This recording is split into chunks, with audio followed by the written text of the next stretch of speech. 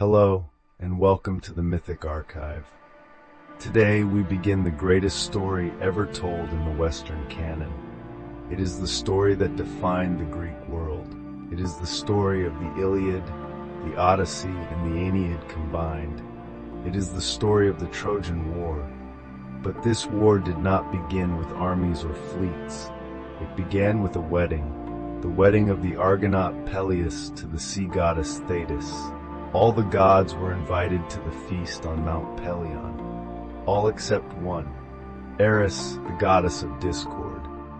Insulted by the snub, Eris decided to attend anyway.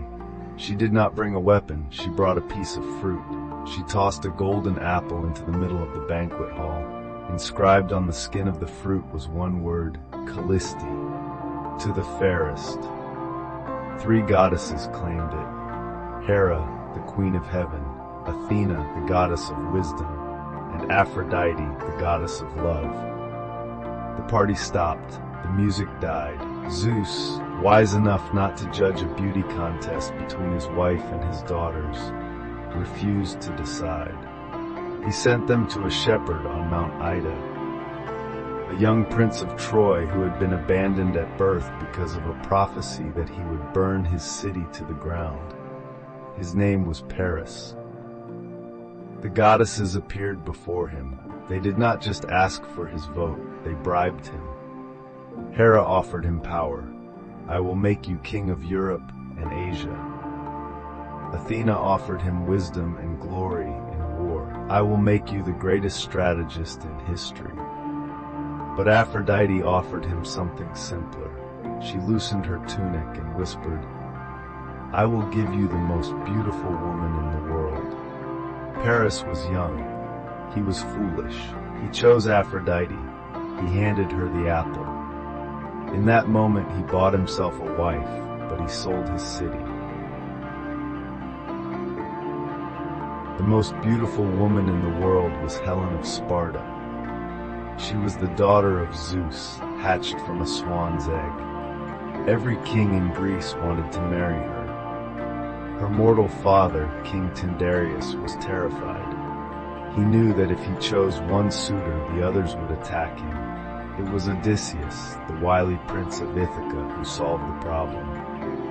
He proposed the oath of Tyndareus. Before the choice was made, every suitor had to swear a solemn oath on the severed pieces of a horse.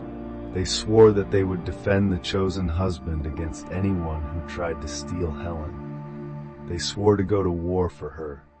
Thinking this was just a formality, all the kings swore. Tyndareus then chose Menelaus, the brother of Agamemnon, the high king of Mycenae. Helen married Menelaus.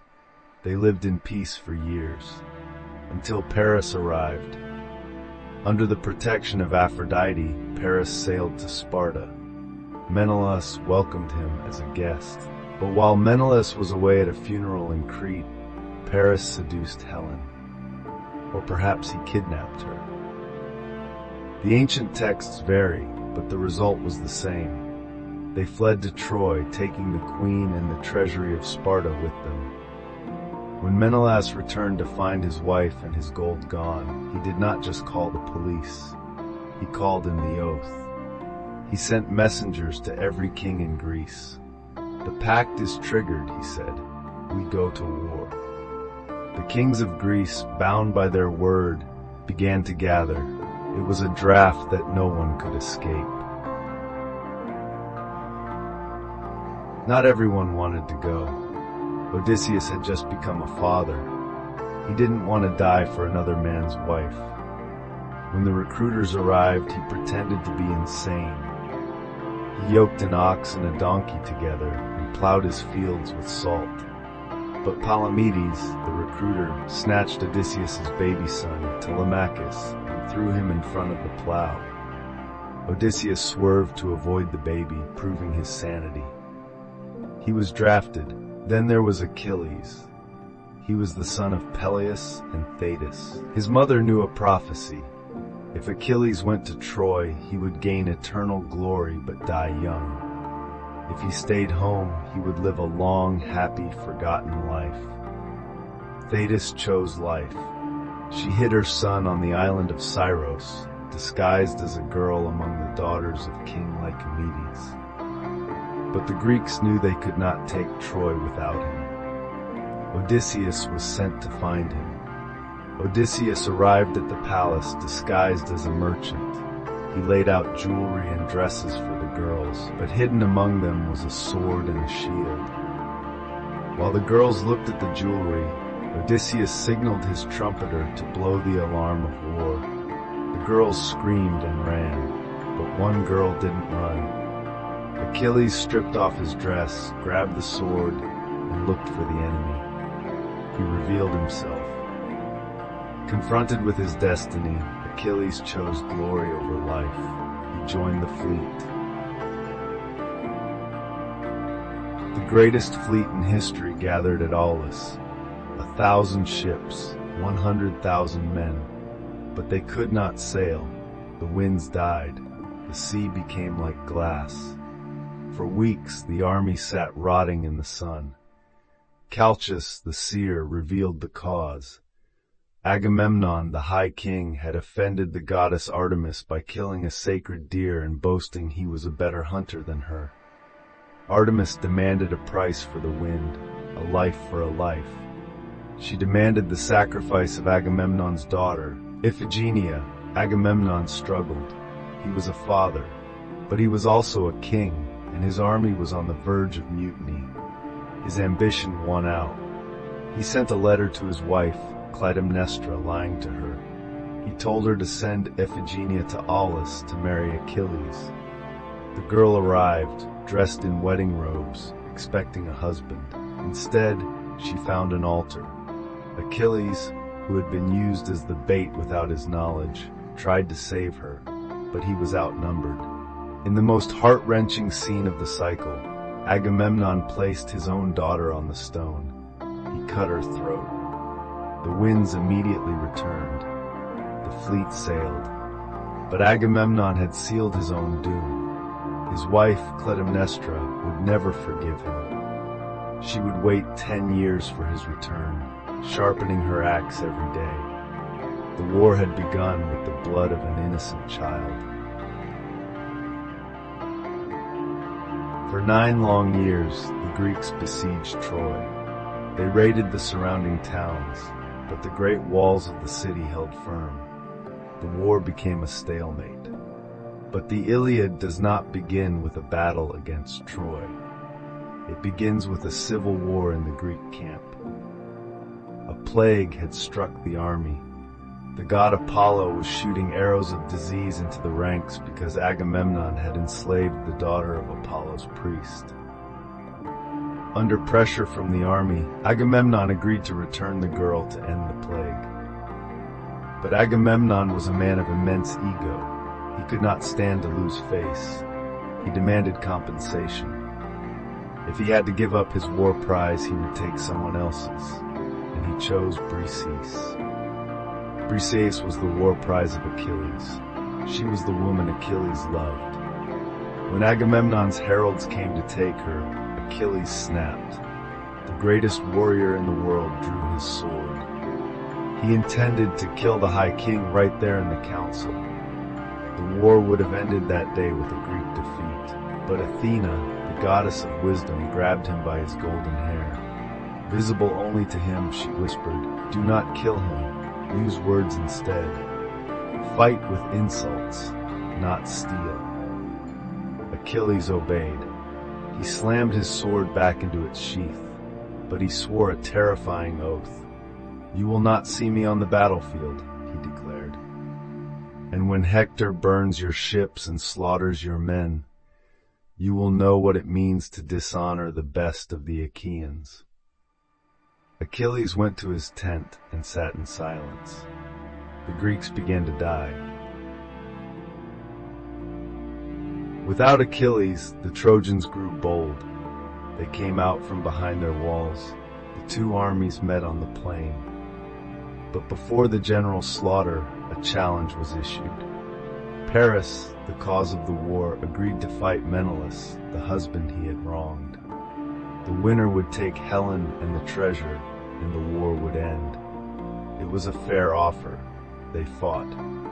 But Paris was a lover, not a warrior. Menelaus shattered his sword on Paris's helmet, then grabbed him by the horsehair crest and began to drag him back to the Greek lines. Paris was choking to death. The war was about to end with justice served. But the gods would not allow it. Aphrodite, who loved Paris, snapped the chin strap of the helmet.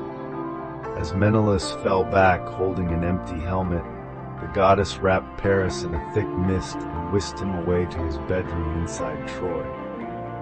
Menelaus roared in fury, searching for his enemy, but Paris was gone. The truce was broken, the slaughter resumed, and the gods laughed.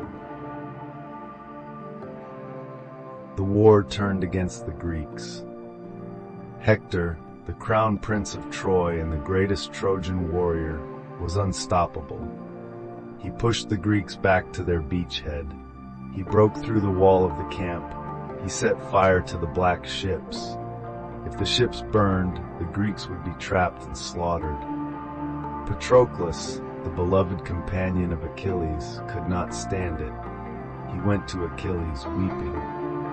"If you will not fight," Patroclus said, "then let me wear your armor. Let me lead your Myrmidons. If the Trojans see your helmet, they will think you have returned, and they will flee." Achilles was torn. He still hated Agamemnon, but he loved Patroclus. He agreed, but he gave Patroclus a strict warning.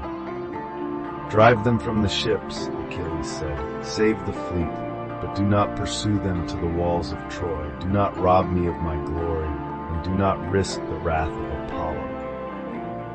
Patroclus donned the armor, he took the chariot, he rode out, and for a brief, shining moment, he was Achilles. The trick worked. When the Trojans saw the armor of Achilles, they panicked. Patroclus drove them back. He quenched the fire on the ships. He killed the great Trojan ally Sarpedon, a son of Zeus. But in the thrill of battle, Patroclus forgot the warning. He chased the Trojans across the plain. He tried to scale the walls of the city 3 times. On the 4th attempt, he met his doom. It was not a man who stopped him. It was a god. Apollo, the protector of Troy, came up behind Patroclus in a mist. He struck the hero between the shoulder blades with the flat of his hand. The blow was so supernatural that Patroclus's eyes spun. His helmet fell off. His spear shattered.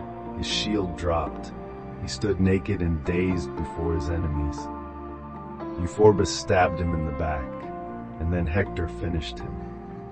Hector drove his spear through Patroclus's belly. As he died, Patroclus gasped out a final prophecy. "You boast now, Hector, but you did not kill me. Fate killed me, and you are next. Achilles is coming for you." News reached Achilles. Patroclus is dead. The reaction was primal. Achilles poured black dust over his head. He fell to the ground and tore his hair. His cry of grief was so loud that his mother Thetis heard him from the bottom of the sea. She rose up to comfort him. Achilles looked at her with dead eyes and said, "I have lost the will to live. I will kill Hector, and then I will die."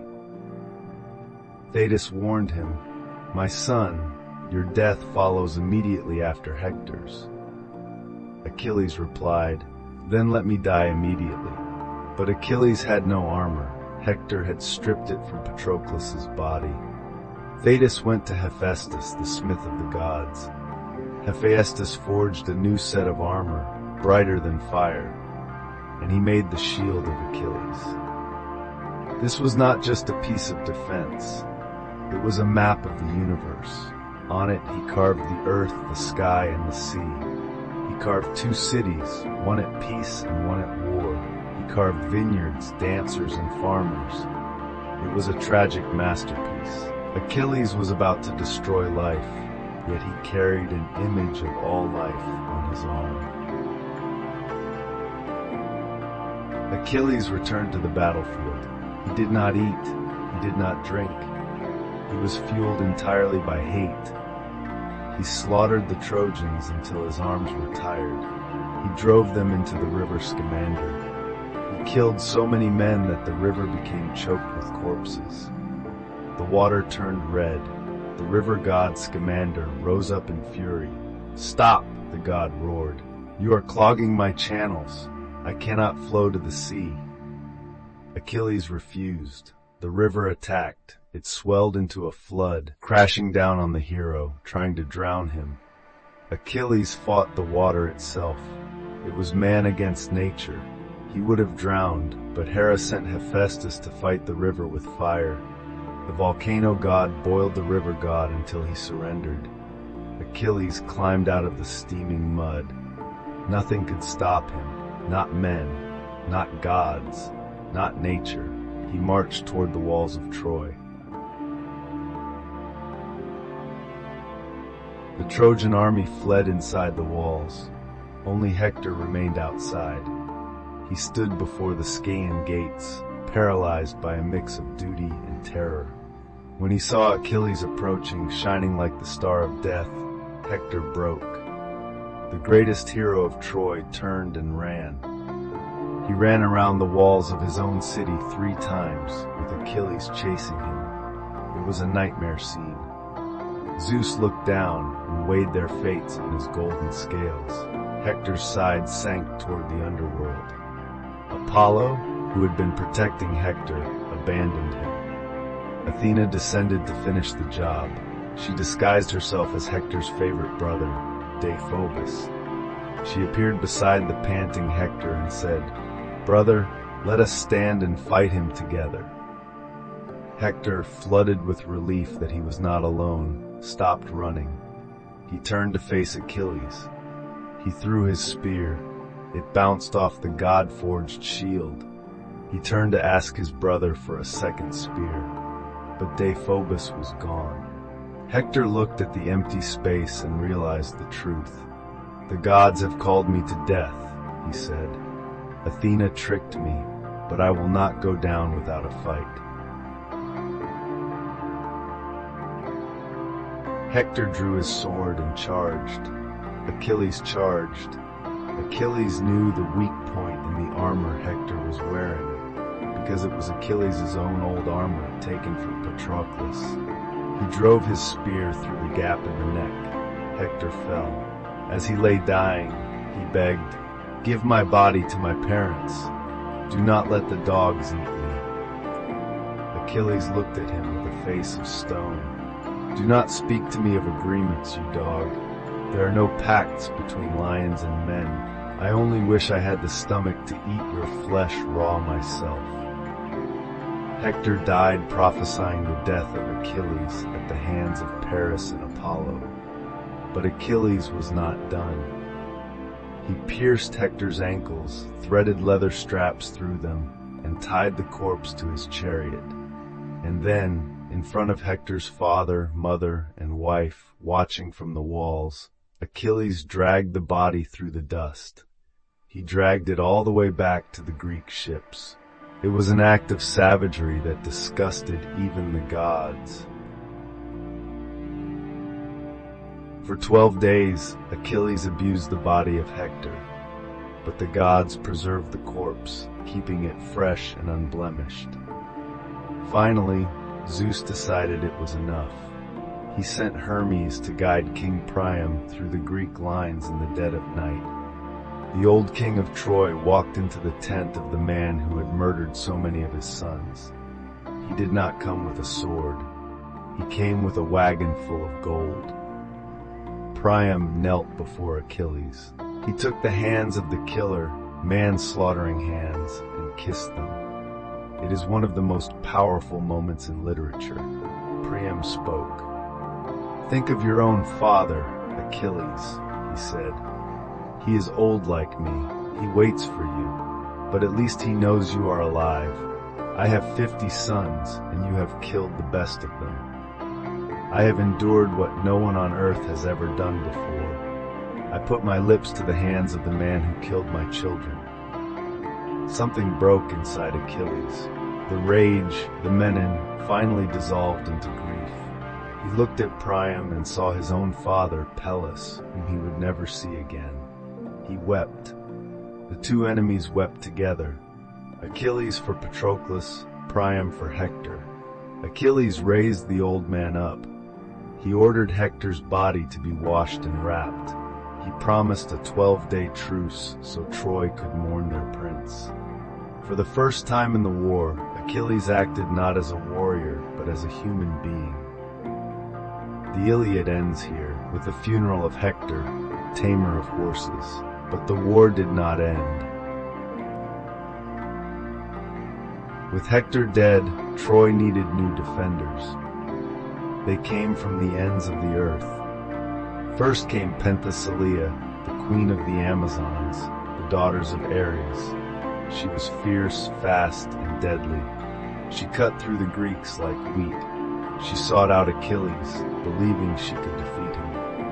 They fought a duel that shook the earth. But Achilles was invulnerable to all but fate. He drove his spear through her breastplate. As she fell, he removed her helmet to take his trophy. But when he saw her face, frozen in the moment of death, he was struck by her beauty and her courage. Myth says that in that instant, Achilles fell in love with the woman he had just killed. He wept over her body. When a Greek soldier named Thyestes mocked him for being soft, Achilles killed Thyestes with a single punch.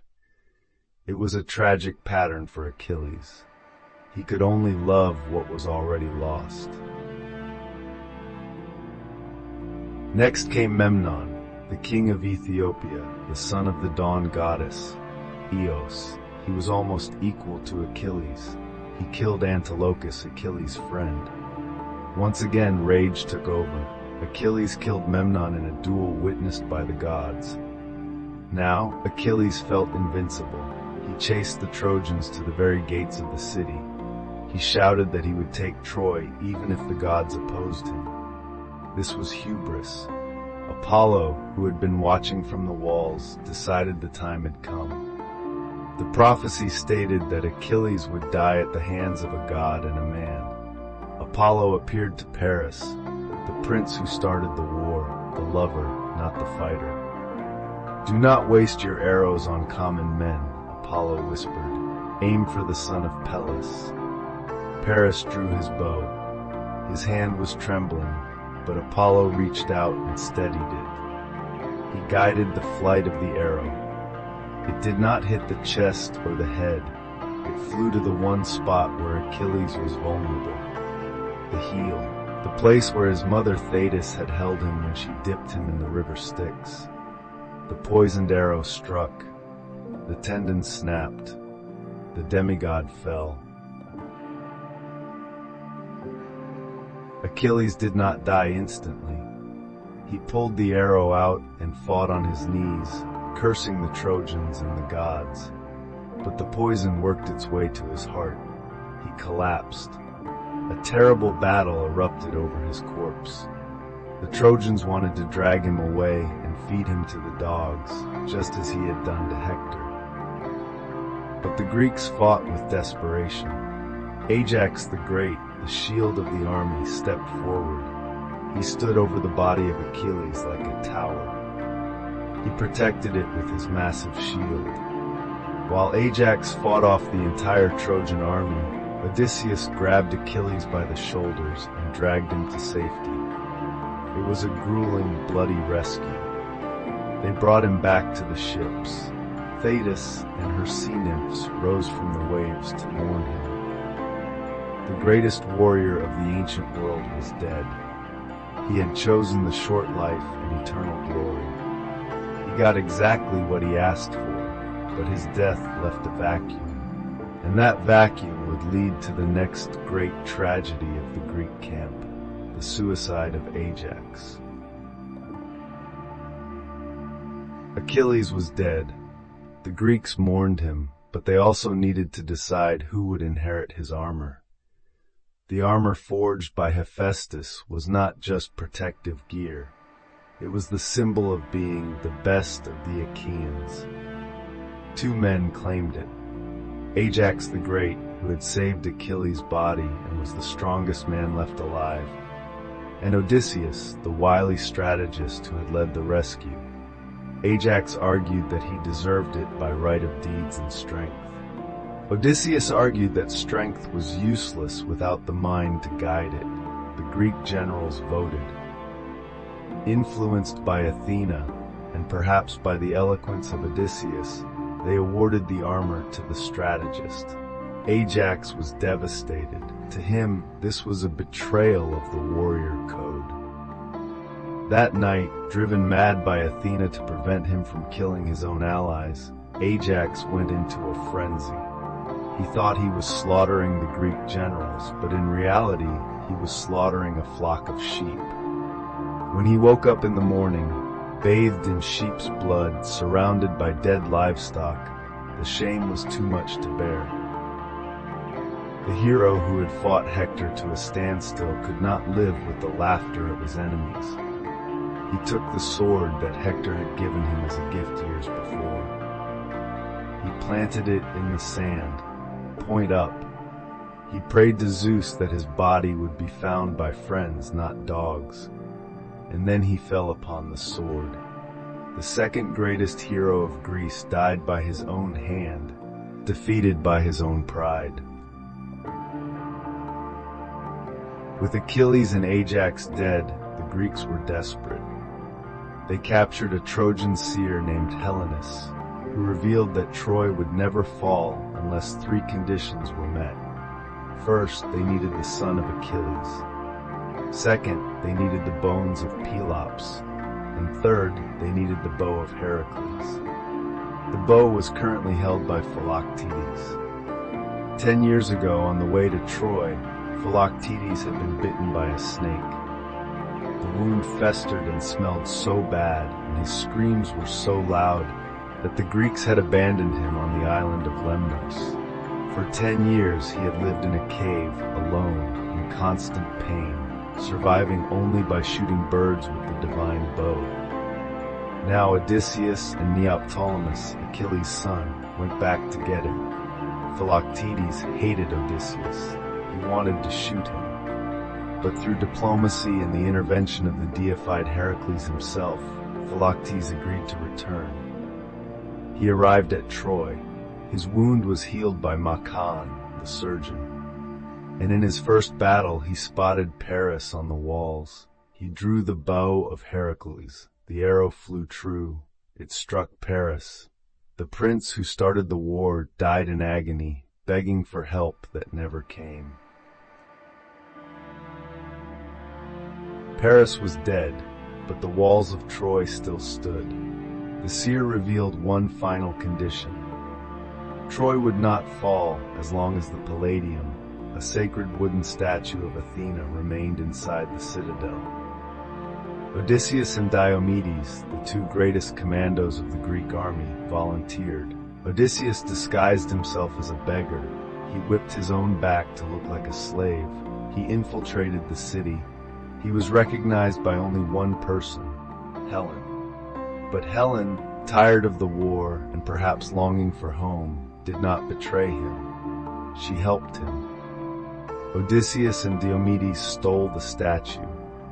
They climbed the walls, killed the guards, and carried the luck of Troy back to the Greek camp. The city was now spiritually defenseless, but physically the walls were still impregnable. They needed a way to get the army inside. Odysseus looked at the walls, then he looked at the sea, and an idea formed in his mind. An idea that would become synonymous with deception for all eternity. They built a horse, a massive hollow wooden horse. It was an offering to Athena, they said, to ensure a safe voyage home. Hephaestus the boxer designed it. On one side they carved an inscription: "For their return home the Greeks dedicate this offering to Athena." But inside the belly, fully armed and cramped in the darkness, sat the elite of the Greek army: Odysseus, Menelaus, Diomedes, Neoptolemus, and others. The rest of the Greek army burned their camp. They launched their ships and sailed away, hiding behind the nearby island of Tyndareus. When the sun rose, the Trojans looked out from their walls. The smoke was gone. The ships were gone. The beach was empty, save for one colossal wooden statue. They opened the gates. They poured out onto the plain, laughing, crying, touching the grass where the enemy had camped for 10 years. They thought the war was over. They gathered around the horse, marveling at its size. They debated what to do with it. Some wanted to burn it. Some wanted to throw it off a cliff. But then they found a Greek spy named Sinon, who had been left behind on purpose, and Sinon told them the lie that would destroy them.